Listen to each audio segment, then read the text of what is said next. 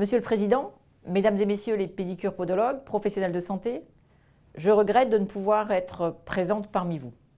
J'ai toutefois tenu à vous adresser ce message au travers d'une vidéo pour vous témoigner de mon attachement à votre profession. Ces 48e entretiens de podologie vont vous apporter des clés pour améliorer la connaissance scientifique de votre profession, essentielle pour toujours assurer, et encore, la meilleure prise en charge de vos patients.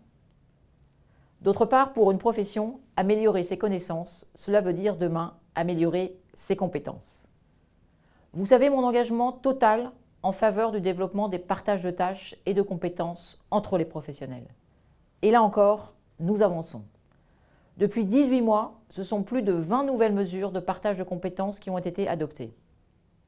Et nous allons continuer dans ce sens. Concernant votre profession, la loi du 19 mai 2023 portant amélioration de l'accès aux soins par la confiance aux professionnels de santé a acté un élargissement des compétences de votre profession sur 2 points. En premier lieu, vous pouvez dorénavant réaliser un bilan podologique et des orthèses plantaires sans que le patient vous fournisse obligatoirement une ordonnance médicale. Non seulement vous êtes les sachants sur ce domaine, mais également cela va simplifier le parcours de soins de l'usager. En second lieu, vous pouvez dorénavant procéder directement à la gradation du risque podologique des patients diabétiques et prescrire les séances de soins de prévention adaptées. C'est encore une avancée dans la reconnaissance de vos compétences, mais également dans la simplification du parcours de soins du patient. Bien sûr, ces compétences nouvelles, plus exactement cet accès direct à votre profession, nécessitent que l'information soit partagée entre tous les professionnels qui interviennent dans le parcours de soins du patient. Et cette information devra être partagée avec le médecin traitant du patient, bien sûr, mais également avec le patient lui-même en l'inscrivant dans le dossier médical partagé de ce dernier. Je tenais également à saluer la FNP qui a accepté de signer cet été l'avenant numéro 5 de votre convention avec l'assurance maladie.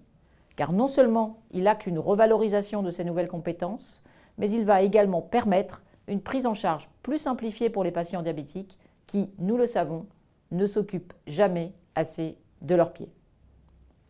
De même, cet avenant apporte un plus pour le quotidien des Français et la prise en charge de leurs petits bobos avec le remboursement de séances de traitement des verrues plantaires. Cela n'a l'air de rien, mais vous avez ainsi acté une mesure de simplification du système de santé pour nos concitoyens. Maintenant, il s'agit de faire connaître à nos concitoyens toutes ces mesures de simplification. Car il ne sert à rien de discuter au ministère ou au Parlement de ce que nous devons faire bouger dans la loi, dans les décrets ou dans les conventions, si au final, les usagers ne s'en saisissent pas car ils n'en ont pas connaissance. Ce sera un des enjeux de mon ministère dans les mois à venir. Vous pouvez compter sur mon engagement et celui du ministère de la Santé et de la Prévention pour continuer à porter les professions de santé et leurs évolutions. Je vous souhaite une excellente journée de partage et d'échange sur vos pratiques.